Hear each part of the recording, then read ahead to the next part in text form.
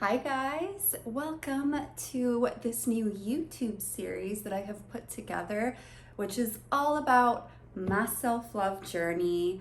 I got a lot of amazing comments from some of you on my very first YouTube video, which was kind of a quick, well, let's be real, it wasn't quick, it was like a 30-minute video. But a video about my struggles with self-love and how far I've gotten from when I was a teenager and insecure and depressed.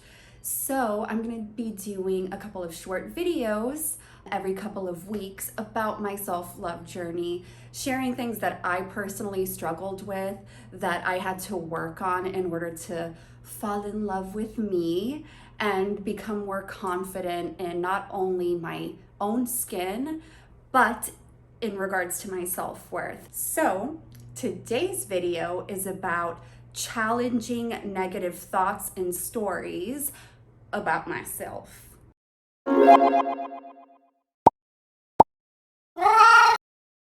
So before we get started on how I kind of challenged these negative thoughts that I had about myself, I thought it would be valuable to share with you guys how I actually used to speak to myself. So this is like a notebook that I used for school, like a planner.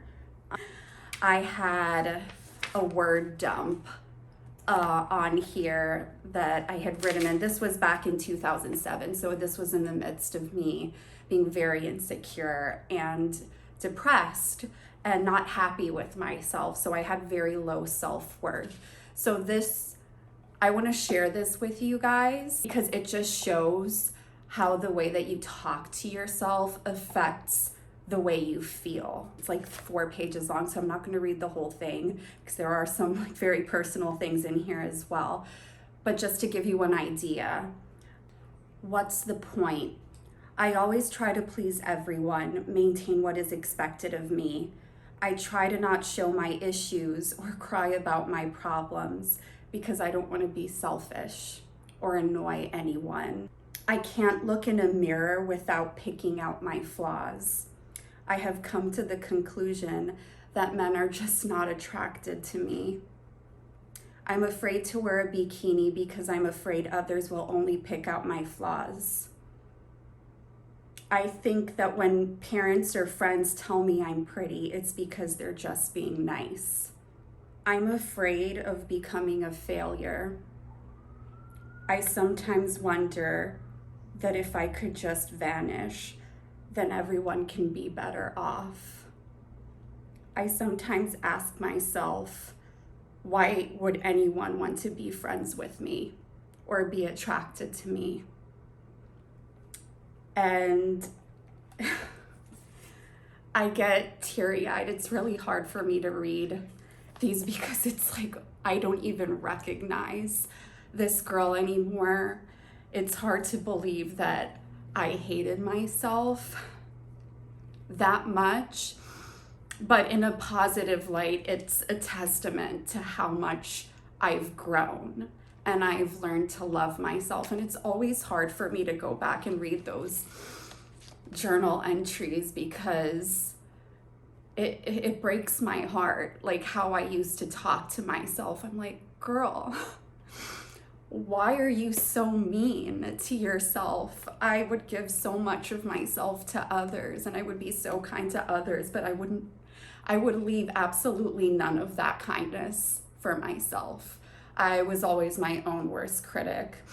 So if any of you feel like this right now or have felt like this at some point in your life, I just wanted you to know that you're not alone and you can overcome it.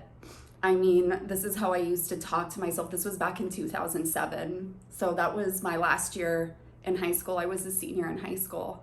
I'm 31 now, and I can honestly say I don't think of myself in this light anymore. But it took a lot of work and patience and many years of loving myself to get here, but it is possible. So If you're struggling with loving yourself right now, don't think that you're broken or that something's wrong with you or you're worthless, because you are not. I used to think the same thing about me, and no one's worthless. We all have a purpose. We all have things that make us happy. We all have people whose lives that we touch that we may not even be aware of, but you would be severely missed if you vanished, like I said here. So I wanted to share that with you just so that you can kind of see the headspace that I was at before. One of the things that I needed to realize and kind of hit me as I was working on myself was that my thoughts were not my reality, but I am my thoughts, if that makes sense. What do I mean by that?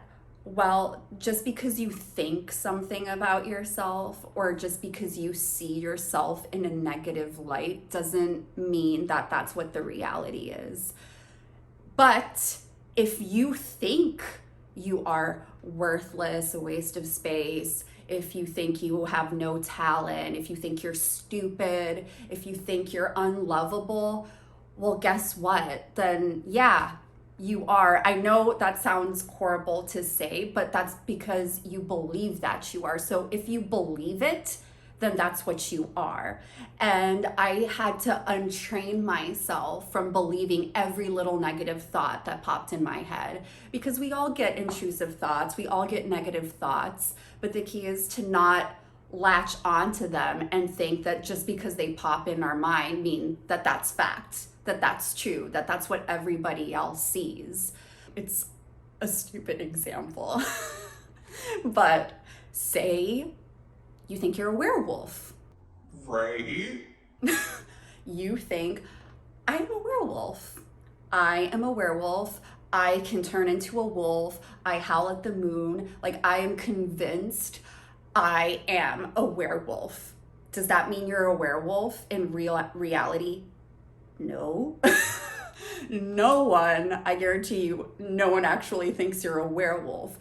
But if you think about it enough and you really start believing it yourself, then yeah, to yourself, you are a werewolf. I know that sounds stupid, like it's a dumb example, but that's a way to look at it. And these false narratives that we tell ourselves, like, I'm unlovable, no one wants to be with me, no one wants to be my friend, no one wants to marry me. That's not true. That's a false perception that you're telling yourself based off of, maybe some trauma or negative experiences you had, but that doesn't mean it's true. So what helped me also, besides becoming more aware of that, was breaking down negative thoughts whenever they would pop up with rationality. And I've spoken about this before in some of my other self-love videos, but kind of challenge those thoughts. Like, if I made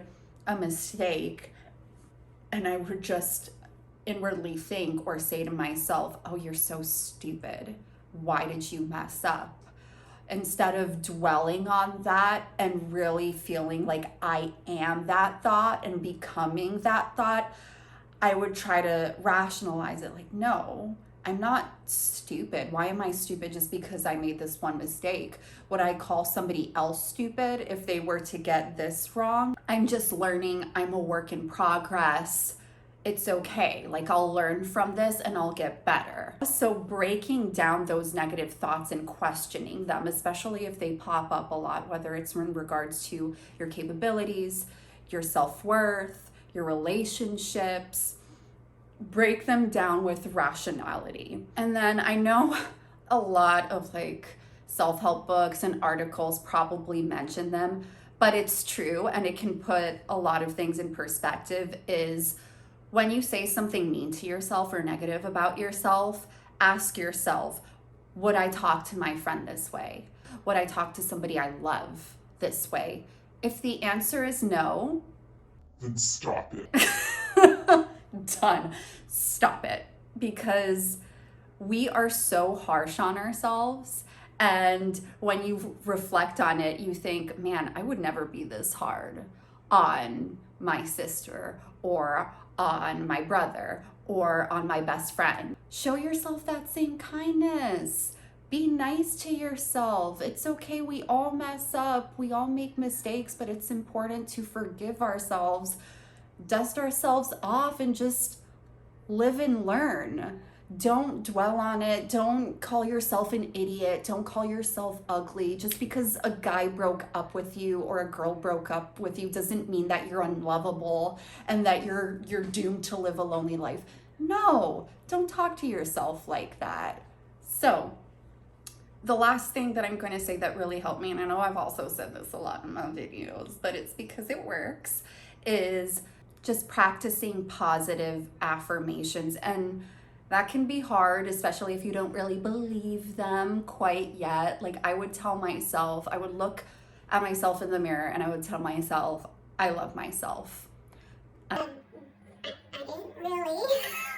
It felt so awkward to say it because it was awkward because it wasn't true. I didn't believe it back then, but I would still force myself to say it every day.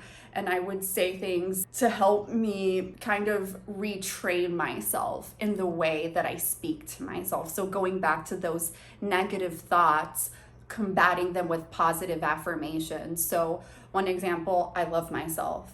Another one can be, I am a work in progress, so that you're not hard on yourself when you make mistakes. And this isn't about being positive all the time and life is sunshine and rainbows, because that's not true, but it's really just changing the way that you think about yourself. So I actually have, I'll post it here on the video, I have 2 affirmation cards. So that's also really helpful. I'll put a link actually in my description of the 2 that I bought through Amazon that I use on a daily basis. And They're also very aesthetically pleasing. They're very cute. but I have 2 that I actually posted on my wall above my desk. One of them is, I do not worry about things that I cannot control, because still struggle with that. I used to be a self-proclaimed control freak, but now I know that my words have power, so I'm not going to label myself as that, but I do struggle with that to this day, and letting go of things that are out of my control. And the second one that I have up, only because I just love it, I am open and receptive to the abundant flow of prosperity that the universe offers. All my needs and desires are met before I even ask.